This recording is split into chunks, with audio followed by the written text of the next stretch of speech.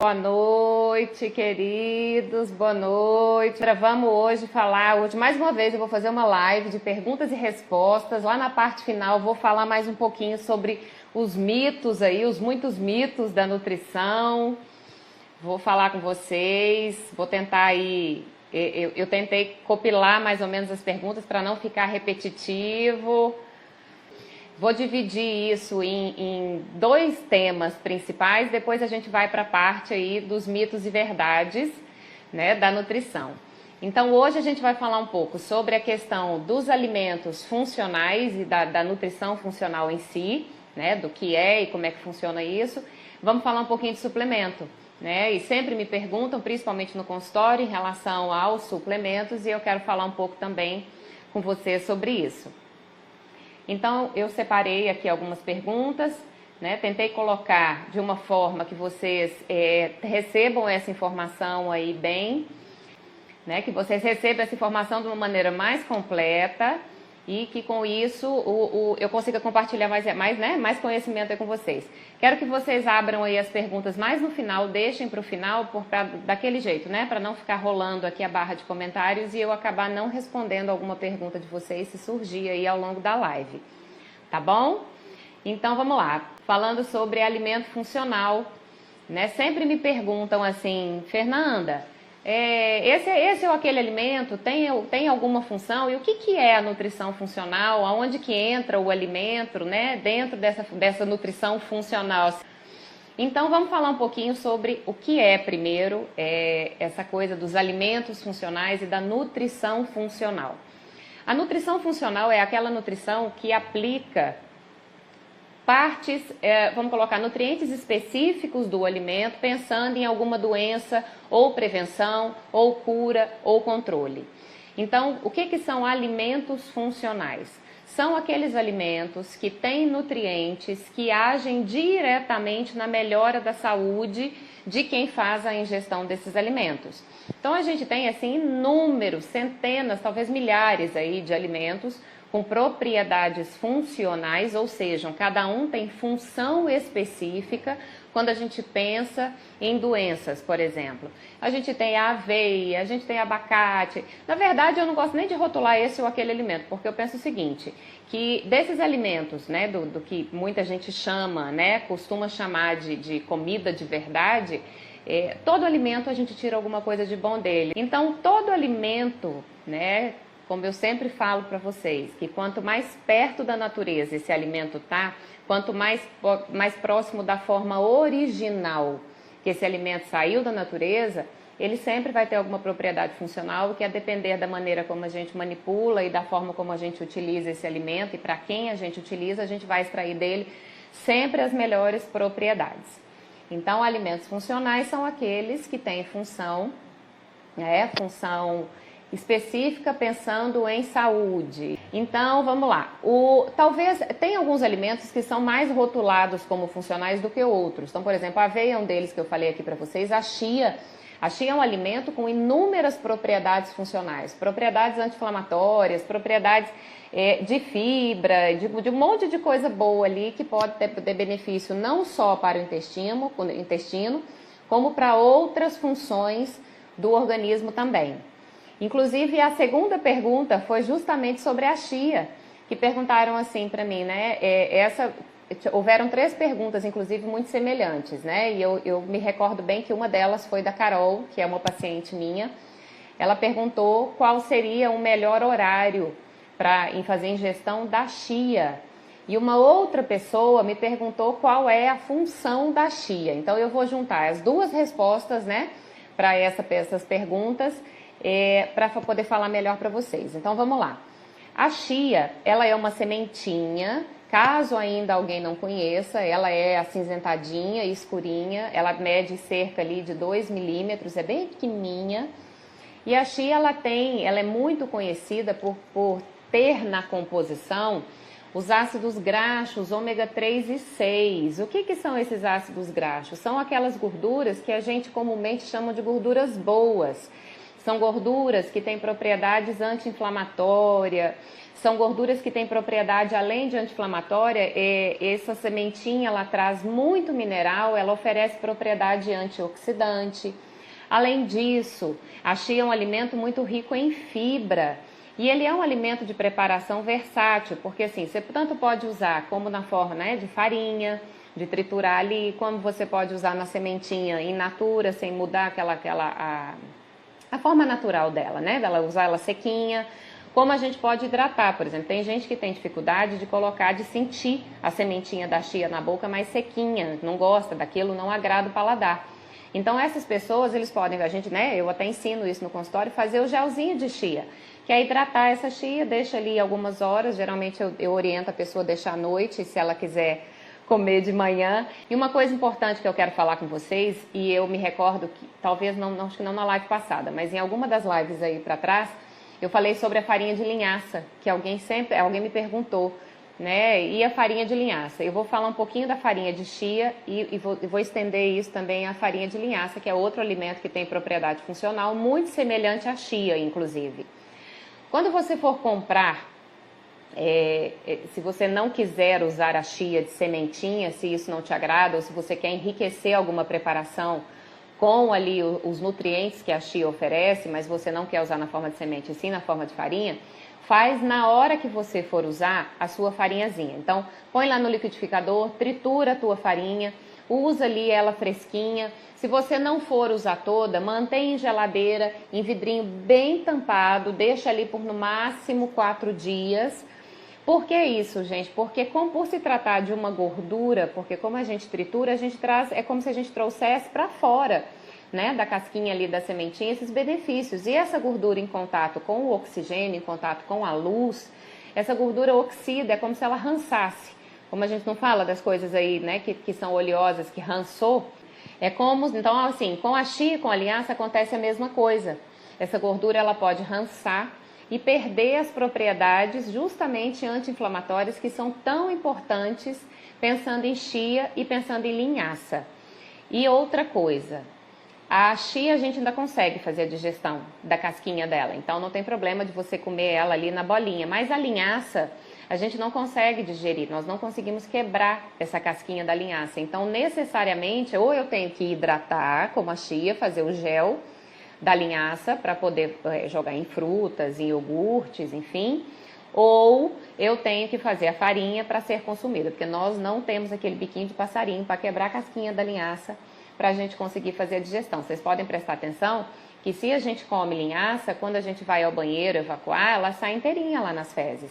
A gente não digere, né? Então, tritura essa chia ou a linhaça, se for usar em farinha, guarda em vasilhinha tampada em geladeira por no máximo 4 dias. A próxima pergunta foi perguntando em relação ao melhor horário. Se tem algum horário que seja melhor de fazer o uso da chia. Tem alguns estudos, gente, que trazem pra gente que não é muito interessante você fazer uma ingestão alta de fibras junto com as grandes refeições, ou seja, almoço e jantar, porque isso poderia atrapalhar a absorção de alguns nutrientes. Mas o que a gente sabe hoje, que o benefício da fibra, pensando na chia, então no caso aí, né, usando a chia da pergunta, é um benefício extraordinário. Então, na verdade, hoje o que se sabe, não que ele atrapalhe a absorção, na verdade, se a gente melhora esse intestino, ele vai ter uma absorção mais facilitada desses nutrientes. Então, assim, qual horário? Aquele que melhor lhe convier. Não tem horário excelente, tá bom? Então, não tem um horário que seja melhor para a gente fazer a ingestão da chia. Existe algum alimento que tenha mais função pensando em emagrecimento? Não existe, viu? Não existe um único alimento que por si só tenha capacidade de engordar ou de emagrecer alguém. Tem alguns alimentos que a gente faz uso e que ele ajuda na função metabólica, consequentemente, né, isso ajuda no emagrecimento se eu tenho toda uma alimentação equilibrada, se eu realizo exercício físico, se eu estou bem hidratada, se eu durmo bem, se eu controlo o meu estresse. Então, é um conjunto de fatores. Isoladamente, um alimento especificamente não faz milagre, tá bom? Mas vamos lá. Eu quero enumerar com vocês alguns alimentos que são, vamos colocar, não vou dizer que são indispensáveis, mas que são importantes que vocês façam consumo frequente. Aveia, gosto muitíssimo, um alimento que tem um custo-benefício excepcional, barato, acessível, versátil, a gente pode usar tanto in natura ali como jogando em frutas, pode fazer mingauzinho, pode fazer bolo, pode fazer farofinha, pode usar para empanar as coisas. Então, assim, gosto demais da aveia, acho um alimento muito bom, muito completo, rico em fibra. Ser um alimento completo não significa que ele seja 100% completo, tá, gente? Que não falte nada nele, não é isso. É um excelente alimento, mas não é sozinho, não é só ele. Alimento completo é leite materno, né? Aquele alimento ali, de fato, não falta nada. Mas fora isso, fora ali do bebezinho, a gente tem que comer uma alimentação variada. Outro alimento que eu gosto muito, abacate. Abacate é um alimento muito rico em fibra, riquíssimo em boas gorduras. É um alimento que promove saciedade, então às vezes aquela pessoa que tem o perfil beliscador, que come várias vezes ao dia, é uma pessoa que pode fazer uso, esse abacate pode ser muito bem-vindo para essa pessoa. Gosto muito. Né? Uma coisa que às vezes as pessoas não dão muita moral para ela, a água, gente, água é indispensável, água é vida, não pode faltar água, né? Proteínas, ingestão de proteínas também, pensando em emagrecimento, tem uma função importantíssima, ajuda ali no controle, na regulação, na aceleração desse metabolismo, para que essa gordura queime mais rápido, ou que tenha uma queima mais eficiente de gordura, né? Além de fazer, obviamente, também ter a função dela dentro da saciedade, de melhorar a saciedade, a fome de quem está buscando emagrecimento, proteína ainda ajuda para quem está querendo ganhar um pouquinho mais de músculo, pensando ali na realização do exercício físico. Eu quero agora mudar um pouquinho de tema, para a gente não ficar muito extensa aqui nesse tema, quero falar com vocês sobre suplementos. Então, vamos lá. Suplementos esportivos são recursos criados para atletas, para praticantes de exercício físico frequentes que desejam melhora na performance esportiva. Quando eu falo isso, de cara já dá pra gente ver, então, poxa, se eu acabei de entrar na academia agora, ou se eu tenho pouquinho tempo de exercício, não faz muito sentido essa pessoa pensar ainda num suplemento, né? Então, o que eu sempre falo, né, para os meus pacientes? Vamos lá, fica firme no exercício, né? Vamos ver como é que está a tua frequência, como é que teu corpo vai responder a esse exercício. Vamos primeiro arrumar a alimentação, arrumar a base, deixar essa casa limpa, né? Então, quando a alimentação tá ok, tudo aquilo que eu sempre falo para vocês, de sono, de ingestão de água, a prática de exercício físico está sendo regular, aí sim, talvez lá depois de 2 ou 3 meses, a depender do nível até de condicionamento dessa pessoa ou do volume de treino que ela tem, aí sim pode fazer sentido a gente pensar em algum suplemento. A segunda pergunta é: quais são os suplementos que realmente funcionam pensando no desempenho esportivo? Na Anvisa hoje a gente tem cadastrado cerca de 370 mil suplementos, que de verdade funcionam, são 6. O primeiro deles, eu acredito que muita gente conheça e faça uso, é o Whey Protein, que é ali a proteína do leite. O Whey Protein a gente tem ele na forma concentrada, na forma isolada e na forma hidrolisada, cada um com a sua função. Então nós temos o Whey Protein para aquela pessoa, por exemplo, que não consegue ao longo do dia fazer a ingestão de proteína que seria recomendável para ela. A gente usa o Whey Protein para alcançar a necessidade diária da ingestão de proteína. Então o Whey Protein é bom, tem aplicabilidade, é legal, como todo suplemento não é para todo mundo, nem em qualquer situação. Segundo suplemento que funciona, muitíssimo conhecido, o ômega 3. Ômega 3, função anti-inflamatória. O que é isso? Outro dia me perguntaram uma coisa que eu achei curiosa, engraçado, né? Na minha cabeça, quando eu penso assim, anti-inflamatório, está muito claro, mas eu quero explicar bem direitinho para vocês o que é. Quando uma pessoa, por exemplo, eu vou usar um exemplo para vocês, uma pessoa que está acima do peso, as próprias células de gordura que estão ali em maior quantidade no corpo daquela pessoa, aquelas células de gordura secretam, né, vamos usar toxinas no corpo, e essas toxinas, elas provocam uma reação no nosso corpo que recruta sistema imune. O sistema imune olha para aquelas toxinas e fala, opa, vamos trabalhar isso aqui. E eles vão tentando combater. E esse combate, junto com essas toxinas, gera um processo inflamatório sistêmico. Então, na tentativa de combater um mal, a gente acaba tendo uma reação inflamatória no combate a essas toxinas. Então, quando eu venho com o ômega 3, é como se eu mandasse um sinal ali para o meu organismo, olha, segura tua onda, baixa tua bola aí para secretar essas toxinas. Então, essa manifestação inflamatória do meu organismo, ela passa a ser menor quando eu faço uso frequente do ômega 3. E por que a gente não consegue fazer ingestão, né? Que também foi uma pergunta. Por que a gente tem que suplementar ômega 3 e na comida não é possível, como tanta coisa a gente consegue só pela comida? Justamente porque nós não conseguimos comer a quantidade nem a variedade que a gente precisa. Alimentos que são fontes de ômega 3, a gente tem ali, como eu falei para vocês há pouco, a gente tem a chia, a gente tem a linhaça, a gente tem o azeite com uma função anti-inflamatória, uma gordura boa, tem as castanhas, as oleaginosas, açaí, abacate, mas a quantidade que a gente precisa dentro desses alimentos, ela não tem essa disponibilidade toda de estar aqui eu como e vá aproveitar tudo. A gente usa sim, uma parte importante, né, vinda pelos alimentos, mas eu preciso complementar. Então, ômega 3 está explicado. Falamos do whey protein, falamos do ômega 3. Terceiro suplemento, pouquíssimo conhecido, porque é pouco divulgado, apesar de ser algo muito popular entre as pessoas. Bicarbonato de sódio. Bicarbonato de sódio tem efeito tamponante. O que é isso? Ele ajuda a retardar a fadiga muscular, por exemplo, de um atleta de alto rendimento. Um atleta de endurance, um atleta que pedala a longa distância, um triatleta. Então, modalidades esportivas que tendem a levar o praticante a uma fadiga muscular, o bicarbonato de sódio, ele diminui essa fadiga. Tendo o mesmo efeito do bicarbonato de sódio, a gente tem o quarto suplemento que tem validade, que é a beta-alanina. Tem a mesma função, né? É uma outra substância, mas igualmente eficiente, pensando em redução de fadiga muscular do praticante de exercício físico. 5 suplementos que têm aplicabilidade. A minha queridinha, creatina.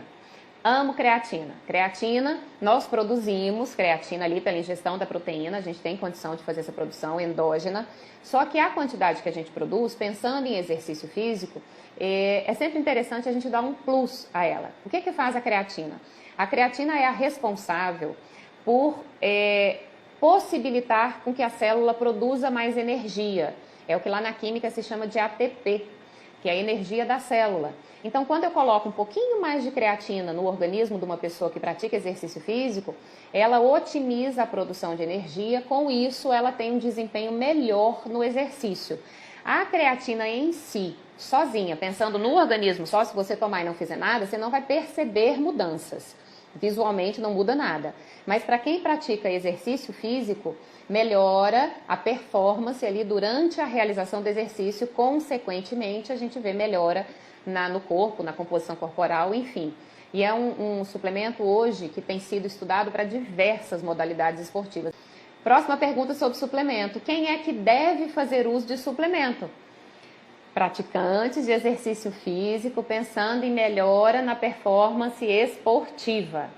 Né? Temos a exceção, claro, do ômega 3 e ali da creatina, que tem aplicabilidade fora também do esporte, mas são suplementos que têm aplicabilidade sensacional, nível A, pensando em esporte.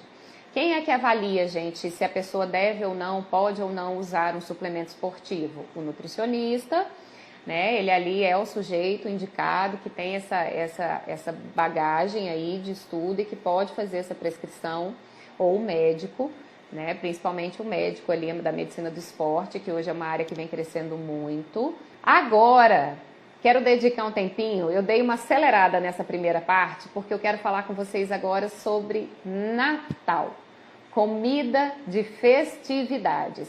Eu recebi tanta pergunta essa semana de pessoas querendo saber se tinha alguma dica que eu pudesse dar, se tinha alguma substituição, se eu tinha alguma receita de um peru, né, mais fit, uma farofa fit, se tinha alguma coisa, porque a pessoa já estava sofrendo por antecipação, sabendo que ia chegar no Natal, meu Deus, socorro, né, Nutri me ajuda, me socorre.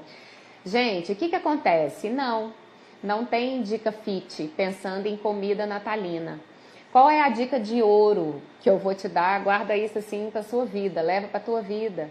Desfruta desse momento, desfruta dessa noite de Natal com leveza, com equilíbrio. É uma data que acontece só uma vez ao ano. Então desfruta desse momento. Olha só como faz sentido isso. Se você é uma pessoa que já veio aí ao longo do ano cuidando da tua saúde, não é essa uma refeição talvez fora do teu planejamento que vai colocar tudo a perder. E se você também não veio cuidando da tua alimentação ao longo do ano, e talvez está começando a pensar nisso agora, ótimo, desfruta também com moderação, com equilíbrio, mas sejam felizes. Gente, não faz sentido a gente fazer substituições, essas coisas do fit, pensando que se porque é fit, então, ai meu Deus, eu vou fazer uma farofa fit, então com isso eu vou poder comer muito mais. O sentido não é esse.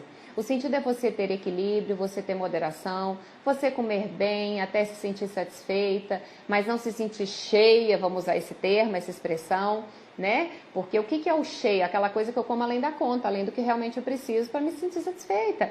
Tia Adélia botou oba aqui, muito bem, é isso mesmo, é oba. É desfrutar, gente, com moderação e pensar que o que importa não é o que você come entre o Natal e o Ano Novo. É o que você come, o que você vai comer entre o Ano Novo e o Natal. Entenderam? Então isso faz sentido. Vou até repetir isso. O que faz sentido não é o que você come entre o Natal e o Ano Novo, é o que você vai comer entre o Ano Novo e o Natal. Então você vai ter um ano à frente para cuidar da tua saúde, um ano para fazer tudo de bom para você que você chegue nessa ceia de Natal tranquilo, que você chegue feliz, né? Que você coma e desfrute daquele momento sem neura, né? Sem noia, vou colocar essa palavra, né? Para que você veja a importância daquele momento, gente. É uma coisa que acontece uma vez no ano. Qual é o grande problema das comemorações? Se eu toda semana arrumo uma comemoração e toda semana eu acho que eu mereço estar naquela comemoração, poxa vida, então aquilo que eu também já falei aqui para vocês, essa compensação é que está errada. E outra coisa, falando em compensação, tá, gente? Não se matem na academia mais cedo da ceia ou depois, no outro dia ou nos outros dias, querendo compensar algo que você tenha comido. A mesma coisa que está valendo o equilíbrio. Não é o que você vai fazer na academia depois que vai fazer o que vai trazer para você algum resultado que vai mudar a tua vida. Não. Não olha para o exercício como punição. Você não tem que enxergar o exercício físico como uma punição por um descontrole que você teve. Exercício físico não é para isso. Exercício físico ele tem um papel de estar te trazendo mais saúde associado a bons hábitos de vida. Ele não tem que ser castigo para ninguém. Ele não é compensação. Moderação ela deve acontecer durante o ano todo. Compensações é que a gente tem que ter cuidado. Então, essas compensações, né? Inclusive, na semana passada, lá no Nutrição Descomplicada, eu falei muito com as meninas sobre essa questão, né, da compensação. Porque essa coisa da gente achar do eu mereço, por exemplo, eu estou muito cansada. Nossa, mas eu estou muito cansada, muito cansada, muito cansada, eu mereço comer alguma coisa hoje porque eu estou cansada. Então, o eu mereço, se você está cansada, gente, você não merece comer. Se você está cansada, você merece descansar. Se você está triste, você não merece comer porque você está triste, você merece curar a tua dor. Você merece entender as suas emoções e ser compreendida, né? Equilíbrio e moderação, gente, ele tem que estar com a gente o ano todo e não somente no Natal. Então, tira de sobre você esse peso, essa culpa que a gente coloca na gente por achar que, meu Deus do céu, vou enfiar os 2 pés na jaca no Natal. Gente, isso não precisa acontecer. Isso não precisa. Você pode comer de tudo, só não tudo. Ontem eu, por exemplo, comi um sanduíche aqui na minha cidade, porque eu não abro mão desse sanduíche. Porque um sanduíche, ele é enorme, ele é quase o tamanho de um prato de refeição. Eu como metade dele, fico muito feliz, porque aquilo para mim tem, não só porque ele é maravilhoso, mas ele tem para mim um valor afetivo muito grande. E eu tenho prazer naquilo, mas eu entendo que ele é uma exceção para mim. Não é algo que eu coma todos os dias, que eu coma sempre. Inclusive eu como quando eu venho para cá. O Natal é a mesma coisa, gente. Natal é uma exceção, não é uma regra. Então você não tem que fazer isso todos os dias. Vamos falar dos mitos e verdades da nutrição. Eu amei fazer isso semana passada. Quero que vocês respondam para mim sim ou não. Eu vou ler 6 frases, uma de cada vez, claro. E eu quero que vocês participem. Não tem resposta errada, tá, gente? Não fiquem preocupados com isso. Eu quero que vocês participem, porque aí eu quero saber, né, como é que tá, e eu quero conversar isso com vocês. Primeira pergunta, vamos lá? Vamos lá. Primeira frase de mito ou verdade. Preparados? Vamos lá. Óleo de coco é a melhor gordura para cozinhar. Isso é verdade ou isso é mito? Óleo de coco não é a melhor gordura para cozinhar. Por quê? Porque ela é uma gordura saturada. O que é a gordura saturada? É uma gordura que equivale, por exemplo, à gordura animal, à gordura manteiga, que apesar dela ser de origem vegetal, a forma molecular do óleo de coco é da gordura saturada. Então, se eu como com frequência esse óleo de coco, eu posso trazer níveis inflamatórios ali, trazer potencial inflamatório para o meu corpo, principalmente se eu sou uma pessoa sedentária. Então, assim, vou emendar já aqui, assim. Então, qual é a melhor gordura, se vocês me perguntarem? Tá bom, Nutri, beleza. Óleo de coco não é. Mas o que é, então? Qual é a melhor gordura para cozinhar? Azeite extra virgem.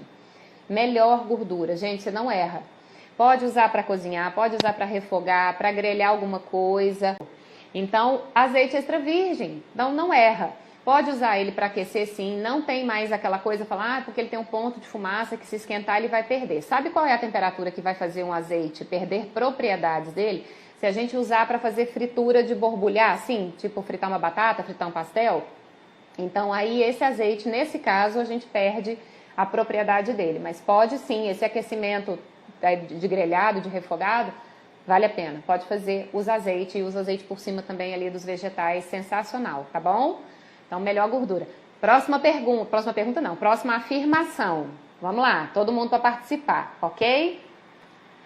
Para emagrecer, não pode comer chocolate. Mito ou verdade? Sim, mito total e absoluto. Né? Pode sim comer chocolate, inclusive se a gente usa chocolate ali acima de 60% cacau, eu trago uma série de benefícios desse chocolate. Ali eu tenho, por exemplo, uma função antioxidante sensacional do cacau, repleto de fitoquímicos ali, mãe-mito, muito bem, exatamente, pode. E sim, vamos ser bem práticos, tá? Qual é a quantidade recomendada por dia, por exemplo? Tem uma quantidade que eu gosto, que eu acho bem moderada, bem equilibrada, inclusive pensando nos benefícios do cacau, que são 30 gramas, entre 20 e 30 gramas. 20 gramas, vamos fechar em 20. 20 gramas é uma quantidade super bacana para você comer chocolate ali por dia. Então, como é que a gente faz esse cálculo? Olha quanto pesa a barra toda, vê quantos quadradinhos, faz a fração e você vai lá saber, 20 gramas. Chocolate na sacolinha de compras, adoro, muito bem. Chocolate acima de 60% cacau. Melhor ainda acima de 70%. Mas para quem não tem costume, começa a fazer essa substituição, vai para o meio amargo, vai evoluindo, até chegar nesse um pouco mais amargo. E me perguntam sempre, qual o melhor horário para comer chocolate, gente? O horário melhor de comer chocolate é o horário que você tiver vontade. Não tem essa, tá? Por que não tem essa? Porque o que vale não é a ingestão do chocolate, na verdade vai valer o que a gente conta pensando ali em emagrecimento. O que você come ao longo do dia, ao longo da semana, ao longo do mês. Então, se esse chocolate está lá fazendo sentido na tua alimentação, fazendo parte dele, come e seja feliz. A hora não sei, Lu. Pois é, a top, a hora que der vontade. Quando der vontade, não todo dia eu acho. Sim, se não faz sentido para você todo dia, não precisa comer todo dia. Agora tem gente que tem a necessidade, né, do todo dia comer. Terceiro mito, ou verdade. Fruta tem açúcar, portanto engorda. Mito ou verdade? Gente, é mito. Tia Adélia, mito, isso mesmo. Paty, verdade. O que acontece? Mas eu até entendo a afirmação de vocês para quem fala que é verdade, sabe? Porque, de fato, assim, o que a gente vê? As redes sociais são extraordinárias, mas tem muita coisa que as pessoas colocam aqui nas redes sociais sem a fundamentação correta. O que acontece? Fátima, verdade. O que acontece, né? Vamos lá, deixa eu voltar. O açúcar da fruta, que a gente chama de frutose, é um açúcar que ele está ali disponível naquela fruta numa quantidade muito pequena. A frutose que de fato faz mal, a frutose que se a gente consome com muita frequência pode vir a desenvolver esteatose hepática, que é a gordura no fígado, é a frutose concentrada que a indústria usa para fazer alimentos ultraprocessados.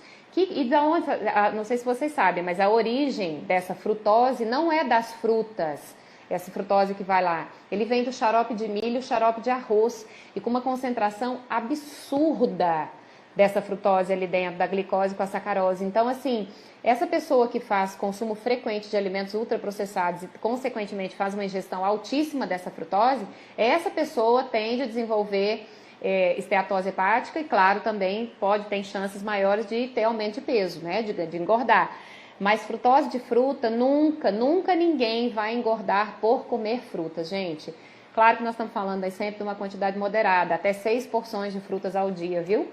Então, se você comer 3 vezes por dia, já está excelente. Mínimo 3 ao dia. 3 vezes ao dia. Então, pode comer fruta. E fruta, a gente não pode olhar para uma fruta, gente, pensando em açúcar somente. O que a gente tem que olhar? Que ela tem água, que ela tem fibras, que ela tem vitamina, que ela tem minerais, que ela tem uma riqueza absurda de vida ali dentro dela. Então, comam frutas tranquilos. Meus pacientes diabéticos, não sei se tem alguém aqui que é do meu paciente que está online, mas, por exemplo, os meus pacientes diabéticos sabem que a Marisa tem a sogra dela, a dona Lourdinha, que é minha paciente, que é diabética, né? A Marisa vai poder falar aqui para vocês. Eu coloquei inúmeras frutas na dieta da dona Lourdinha, equivalendo ali ao uso dela de insulina, por exemplo, para que ela possa comer tudo tranquilamente. Então, a gente tem que olhar o quê? A alimentação descompensada. Se a pessoa tem uma base ruim de alimentação, o problema não está na fruta, tá? Pode ter certeza que não está na fruta. Pelo contrário, fruta até desinflama. Fruta é maravilhoso, oferece uma saciedade. Quanto ao índice glicêmico, a gente não pode olhar só o índice glicêmico, a gente tem que olhar um fator que chama carga glicêmica. Índice glicêmico só mede o quanto de açúcar vai ser liberado, o quanto de insulina vai ser liberado para aquele açúcar ser absorvido, né? O açúcar entre aspas, tá? Mas a gente tem que olhar a carga glicêmica, que é o quê? A velocidade de absorção desse açúcar. Se eu olho para a fruta que é cheia de fibra, carga glicêmica vai lá para baixo. Diferente, por exemplo, de eu comer um biscoito recheado, que tem uma carga glicêmica altíssima. E aí esse biscoito vai ser absorvido num piscar de olhos, totalmente diferente de uma fruta. Ok? Quarto lá. Esse aqui eu até falei já, gente, mas vocês não têm noção do que essa pergunta veio essa semana. Foi uma festa, né? Colágeno é bom para firmar a pele. Mito ou verdade, gente? Tá, então vamos lá. Mito, tá, gente? Mito total. O que acontece? Imaginem lá, né? O colar de pérolas inteirinho, né? Fechadinho, cheio de bolinha de pérola. Eu quero que vocês imaginem isso como sendo o colágeno. Então, o colar de pérolas é igual ao colágeno. Para a gente absorver esse colágeno depois que a gente faz a ingestão, eu tenho que quebrar esse colar em várias pérolazinhas separadas. Eu tenho que separar. E isso acontece dentro do processo digestivo. Então, eu uso o colágeno grandão e conforme ele vai sendo absorvido e quebrado, eu vou separando aquilo em pérolazinhas, para que ele seja absorvido. Essas pérolazinhas a gente chama de aminoácido, que é a menor parte de uma proteína. Colágeno é uma proteína. Então, esses aminoácidos, quando eles caem na corrente sanguínea, eles deixam de ter a identidade colágeno, eles passam a ser simplesmente aminoácido. E eles vão para qualquer lugar do meu corpo que estiver precisando. Pode ir para um monte de lugar que meu corpo recruta naquele momento e que não necessariamente vai ser usado para produzir outra nova molécula de colágeno para ir lá para minha pele e deixar bumbum na nuca. Então, não. Muito melhor do que você investir o seu dinheiro num colágeno, gente, esse colágeno tipo 4 e o colágeno da pele, é que você coma boas fontes de proteína e vitamina C, para que você dê condição para o seu corpo, sim, naturalmente, usar aminoácidos das proteínas para formar novas moléculas de colágeno, porque aquilo vai estar sobrando dentro da corrente sanguínea. A gente vai estar com fartura de aminoácido. Então, muito melhor, tá?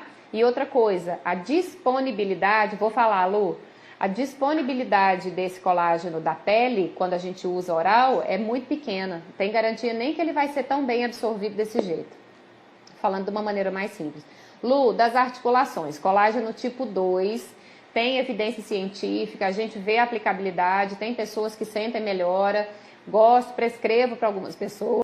Às vezes eu associo ele, às vezes prescrevo sozinho, na forma ali do UC2, ou prescrevo associado a glucosamina, ácido hialurônico, depende de quem a gente está falando, até da condição agravante ali que tem naquela pessoa, do grau, às vezes, do desgaste que ela tem. Quinto mito, são 6, tá? Tá acabando. Quinto mito, quem tem hipotireoidismo não emagrece. Realmente, mito, tá? Quando que hipotireoidismo é problema para alguém? Gente, quando ele está descompensado, quando a pessoa não está fazendo uso do hormônio, a pessoa não faz o uso do hormônio, não faz essa reposição, e aí sim, essa pessoa vai ter problema pensando em não só emagrecimento, na verdade ela vai apresentar um monte de problemas, que hipotireoidismo é uma baixa secreção ali do hormônio, né? Então, secreta-se o TSH, mas não funciona ali na tireoide, enfim. Mas se eu tenho essa tireoide descompensada, essa produção, eu não estou fazendo uso do hormônio, eu tenho e não emagreço. Aí é esse que a gente tem que olhar hábitos alimentares, hábito de vida. Porque o que acontece? Se a pessoa está bem, está equilibrada essa tireoide, aí a gente vai olhar então, poxa, se está ok, vai estar equivalendo a uma pessoa saudável. Aí eu tenho que olhar hábitos alimentares, eu tenho que olhar prática de exercício físico e claro que sempre vale avaliação hormonal. Porque, por exemplo, a gente tem uma condição que pode ter de idade envolvida, pode ter uma série de coisas, mas descartou-se uma condição fisiológica, muito provavelmente está associado à questão da alimentação e do exercício físico, da constância. Último mito e verdade, tá, gente? Vamos lá. O consumo de álcool prejudica o emagrecimento. Vamos lá. De fato, o consumo de álcool frequente e em quantidades não moderadas, sim, influencia o emagrecimento, não só pela questão calórica. Tudo em excesso prejudica, e sim, o problema está na quantidade, em excesso sim, é isso aí. Então, assim, para quem, por exemplo, se vocês me perguntarem, Fernanda, mas para quem, por exemplo, que o álcool é terrível? Para um atleta. Para esse atleta, o álcool para eles equivale, né? O atleta fazer o consumo de álcool equivale a péssimo resultado no esporte. Pensando em emagrecimento, a gente tem que fazer muito a questão ali do equilíbrio, que vocês já falaram aqui muito bem, o que acontece? O álcool ele tem duas condições. Se eu consumo em excesso, eu preciso ficar de olho nas calorias. As calorias do álcool, gente, eu não sei se vocês sabem, cada grama de álcool tem mais caloria do que o carboidrato. Então, ele está ali entre a gordura e o carboidrato. Cada grama de carboidrato oferece 4 calorias, cada grama de álcool oferece 7 calorias, cada grama de gordura oferece 9 calorias. Então, quando a gente pensa nisso, o que eu imagino? Puxa vida, então, quanto mais teor alcoólico tiver naquela bebida, ou quanto mais quantidade eu beber de uma bebida de menor teor alcoólico, eu vou estar ingerindo uma quantidade enorme de calorias. Então, claro que vai influenciar no emagrecimento isso. Se eu penso, por exemplo, em cerveja. Cerveja tem baixa, comparando, por exemplo, a uma bebida destilada, a cerveja tem menos calorias, porque tem menos teor alcoólico. Por outro lado, bebe-se muito mais. Muitas vezes um bebedor de cerveja, ele chega a beber uma quantidade grande ali, de garrafas, de copos, de latinhas, enfim. Talvez se você fizer o consumo de uma bebida destilada, essa quantidade seja muito menor e você consiga fazer uma ingestão menor. Não estou com isso incentivando o consumo de álcool, tá? Não é isso. Mas eu quero que vocês saibam que façam consumo consciente. Então, se forem fazer consumo de álcool agora, chegando aí as festividades, bebam água, gente. Bebe junto, bebe depois, no outro dia, se hidrata muito. Gosto muito, sempre falo para meus pacientes, olha, se você vai fazer consumo de bebida alcoólica, né, tenta consumir com mais moderação e coloca água junto, bebe água com gás, bebe água sem gás, saboriza uma água, mas se hidrata por duas razões. Primeiro, porque você vai, claro, melhorar a tua condição de ressaca, porque você não vai estar desidratado no outro dia. E segundo, porque você vai estar dando uma mão ali para o sistema, né, para esse sistema nosso excretor, para o rim, está eliminando o resíduo tóxico de álcool. Resíduo de metabolismo do álcool é muito tóxico. Então, quando a gente coloca água, a gente dá uma mão para o nosso organismo. Então, pensando em emagrecimento, sim, se você não consome com moderação. Se você consome com moderação e bebe uma água ali para te ajudar, a gente pode pensar nessa ingestão de álcool aí moderada.